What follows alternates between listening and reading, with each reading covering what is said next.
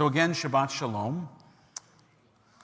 The Baal Shem Tov, the founder of Hasidism, taught that God's most powerful influence comes not through acting in the world, but rather through conscious and deliberate refraining from acting. The Baal Shem Tov beautifully illustrates this concept with reference to one of life's quieter, but no less amazing miracles, teaching a child to take their first steps. About the time that a small child begins to stand on his or her own, a caring parent will lean down and beckon, "Come here, come to me." The child will then take a tentative step. I know in your minds, all of you who have children, grandchildren, or nieces and nephews are replaying that moment. The child will take a tentative, wobbly step towards that smiling parent. And then that parent will do something profoundly frustrating to the child. The parent will back away, creating more distance for the child to traverse. At first, there is confusion on the child's face, even anger. But eventually, that distance coaxes that child to take one more step, and then another, and then another, and then they're walking. And as the parent makes space, the child learns to walk. It is by pulling back, not by swooping in. The Baal Shem Tov taught that God and all of us create new realities. This week's Parsha, Tetzaveh, is a study in stepping back. It's a study in leaving space. I mentioned the gap in the text before. Leaving space for something new to emerge. Tetzaveh is the only Parsha in all of the 4 later books of the Torah, everything after Genesis, that does not mention Moses. The Parsha, it has been noted, defies expectations with the copious absence of the central human character in the Torah. In stepping back, in removing Moses, he gets a U, but that's it, not a name, for a moment, or for a Parsha, Torah is inviting us to lean in and to listen more closely, to step into the seemingly empty space to discover new and exciting possibilities. Parshat Tetzaveh describes the ordination ritual of Aaron and his sons to the priesthood, the process of bringing human beings into direct service of God. Now, there can only be one Moses. But over the course of Jewish history, hundreds of priests were ordained to carry out their sacred tasks. And after the destruction of the temple, thousands more rabbis, men and women, would carry on that chain of Jewish tradition through ordination. During this brief moment in which Moses steps aside, we learn a lesson that is, if not more important that is not, if as important, perhaps even more important than that of the Baal Shem Tov about stepping back. We learn that there are other ways to step forward, other ways to enter into the service of the Holy One, aside from being called a prophet, aside from being a Moses. In Moses' absence, we are invited to reimagine our own role in the Jewish story. We're invited to envision ourselves as potential leaders, the vessels of holiness, Klei Kodesh. Now, not everyone can be Moses. In fact, it's not even the Jewish objective that we all grow up to be Moses. But everyone can be of service. Everyone has something to contribute. Everyone can help. When I was considering becoming a rabbi, I was about 17 years old. And I went to my rabbi, Rabbi Jerry Raskin, Zikron Livracha, may his memory be a blessing. And but by the way, our temple was also Temple Shalom, spelled the same way.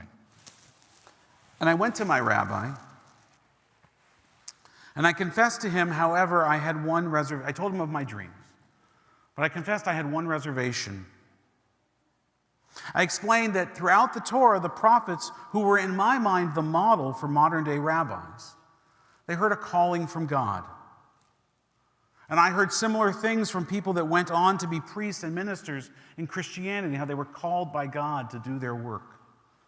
And I told Rabbi Raskin that I wasn't sure I could be a rabbi, because as much as I felt that I would enjoy the role and that I might even have something to contribute, something to offer, I didn't think I could do it because I didn't feel called by God to do it.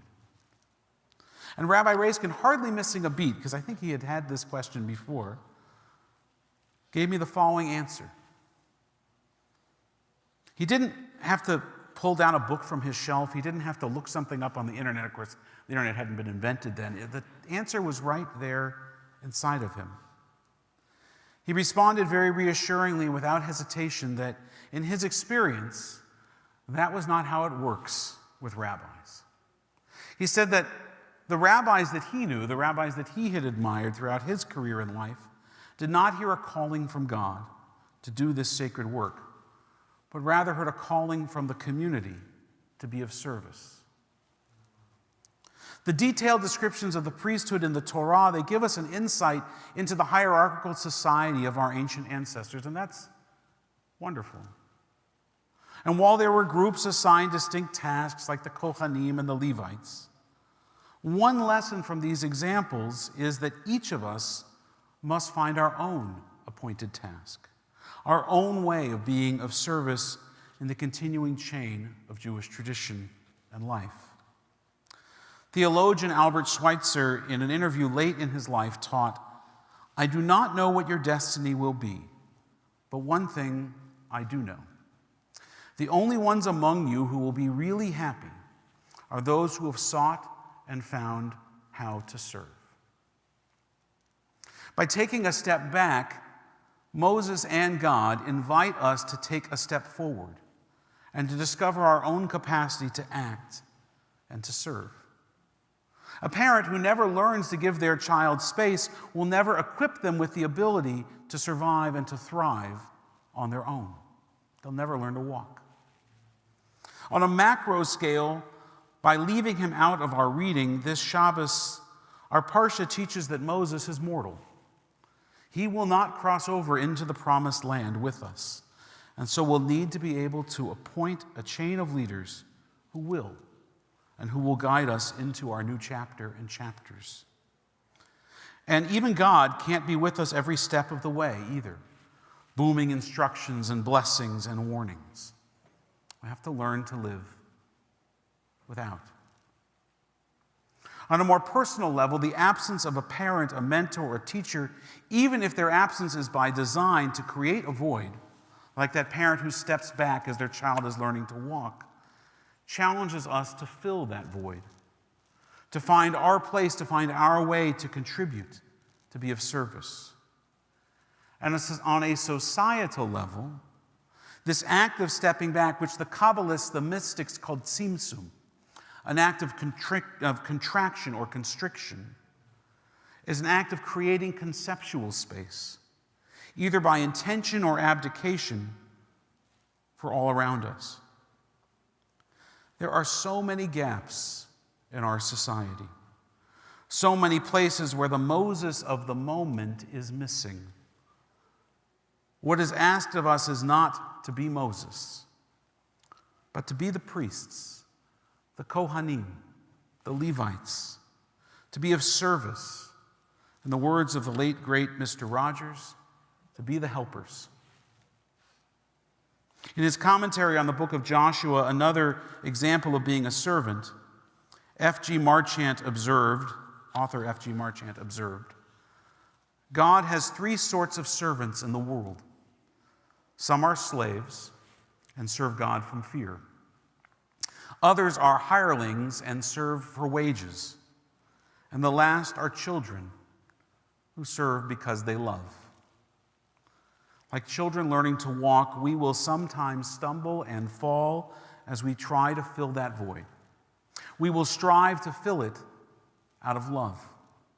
And like the child who simply wants to cross the living room carpet into the waiting arms of their parents, love will guide us there.